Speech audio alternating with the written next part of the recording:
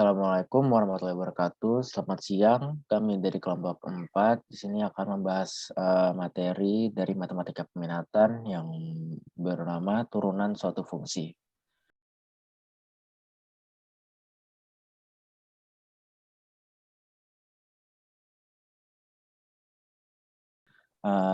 Jadi kelompok kami beranggotakan 3 orang, yaitu yang pertama ada Devi Clarissa Amanda, Dirgantara Chandra Saputra, dan Elsa Tri Ramadanti.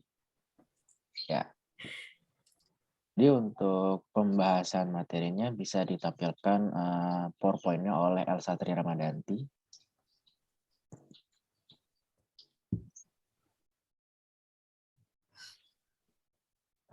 Jadi mari kita lanjut ke pembahasan pertama, yaitu turunan fungsi. Turunan adalah pengukuran terhadap bagaimana fungsi berubah seiring perubahan nilai yang dimasukkan, atau secara umum turunan menunjukkan bagaimana suatu besaran berubah akibat perubahan besaran lainnya. Contohnya, turunan dari posisi sebuah benda bergerak terhadap waktu ialah kecepatan sesaat oleh objek tersebut. Proses dalam menemukan turunan disebut diferensiasi. Pada fungsi y sama dengan fx, turunan dari variabel y terhadap variabel x dinotasikan dengan atau y aksen. Lanjut. Rumus dasar turunan. Aturan-aturan dalam turunan fungsi ialah: yang pertama, fx menjadi f aksen x sama dengan 0. Yang kedua, apabila fx sama dengan x, maka f aksen x sama dengan 1. Yang ketiga, aturan pangkat. Apabila fx sama dengan xn, maka f aksen x sama dengan n kali n min 1. Yang keempat, aturan kelipatan konstanta. Apabila kf kali x sama dengan k kali f aksen x. Nah, yang kelima, aturan rantai. Apabila FOG dikali X sama dengan F aksen G X kali G aksen X. Lanjut.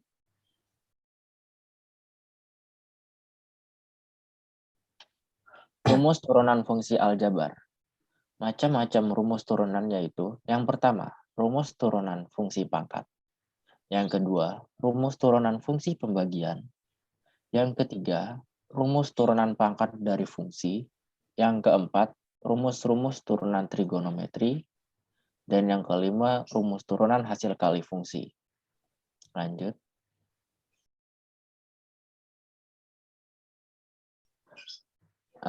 Turunan fungsi dalam kehidupan sehari-hari. Pada dasarnya, konsep turunan sering sekali digunakan dalam kehidupan sehari-hari, baik dalam ilmu matematika ataupun ilmu yang lainnya. Kegunaan tersebut yang sering kita ketahui ialah menghitung garis singgung suatu kurva atau fungsi dan kecepatan. Selain itu juga, konsep turunan ini juga sering digunakan untuk laju pertumbuhan organisme pada biologi, misalnya keuntungan marginal pada bidang ekonomi, kepadatan kawat dengan pelajaran fisika, dan laju pemisahan pada bidang kimia. Kegunaan itu semua pada dasarnya memiliki konsep yang sama, yaitu konsep turunan. Lanjutnya.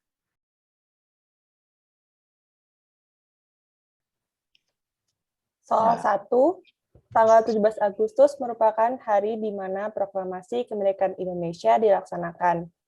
Proklamasi tersebut menandai dimulainya perlawanan diplomatik dan bersenjata dari Revolusi Nasional Indonesia yang berperang melawan pasukan Belanda dan warga sipil pro-Belanda hingga Belanda secara resmi mengakui kemerdekaan Indonesia pada tahun 1949. Oleh karena itu, tiap tanggal 17 Agustus, pemerintah maupun seluruh rakyat yang ada di Indonesia selalu merayakannya. Pada tahun ini, pemerintah Jakarta ingin menambahkan lampu-lampu di atas Tugu Monas. Jika diketahui jarak pengamat dengan dasar Monas yaitu 226 meter, tinggi pengamat 1,5 meter, dengan sudut elevasi 30 derajat, berapa tinggi Tugu Monas?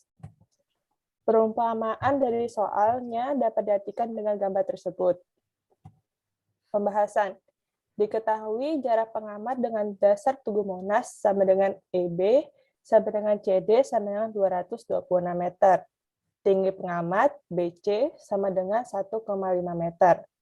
Sudut elevasi 30 derajat untuk menetapkan tinggi Tugu Monas yang sebenarnya. Tan 30 derajat sama dengan DE per EB. 0,577 sama dengan DE per 226 meter. DE sama dengan 0,577 kali 226 meter. DE sama dengan 130,402 meter. Selanjutnya, jadi dapat kita peroleh panjang DE sama dengan 130,402 meter, tinggi pengamat 1,5 meter.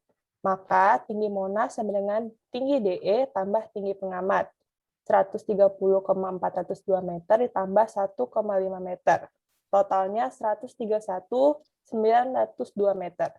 Jadi tinggi Tugu Monas yang didapatkan dengan sudut elevasi 30 derajat dan dengan jarak pengamat 226 meter adalah 131,902 meter. Selanjutnya, soal nomor 2. Saat ini sedang musim buah rambutan di kampung durian runtuh. Jeno, Jemin, dan Chenley ingin memanen buah rambutan di halaman rumah Jeno. Saat Jemin ingin mengambil buah rambutan itu menggunakan galah, rambutannya tersangkut di ranting-ranting pohon. Karena mereka bertiga tidak bisa memanjat pohon, mereka hanya bisa melemparkan batu ke arah rambutan itu agar jatuh ke tanah. Jika tinggi H meter setelah T detik dirumuskan dengan H kali T sama dengan 120 T kurang 5T pangkat 2, maka tinggi maksimum yang dicapai batu agar terkena rambutan tersebut ialah diketahui H dikali T sama dengan 120 T dikurang 5T pangkat 2. Turunan pertama fungsi H adalah H aksen T sama dengan 120 dikurang 10T. Nilai T akan maksimum saat H aksen T sama dengan 0. Sehingga ditulis 120 dikurang 10T sama dengan 0. Sama dengan kurang dari T sama dengan 12. Ketinggian maksimum yang dapat dicapai peluru adalah saat T sama dengan 12, yaitu H12 sama dengan 120 dikali 12 dikurang 5 dikali 12 pangkat 2. H12 sama dengan 1440 dikurang 720. H12 sama dengan 720. Jadi ketinggian maksimum batu adalah 720 meter.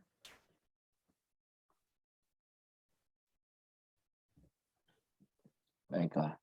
Sekian dari pembahasan materi dan juga pembahasan soal dari kami. Kurang lebihnya mohon maaf. Wassalamualaikum warahmatullahi wabarakatuh. Terima kasih. Bye-bye.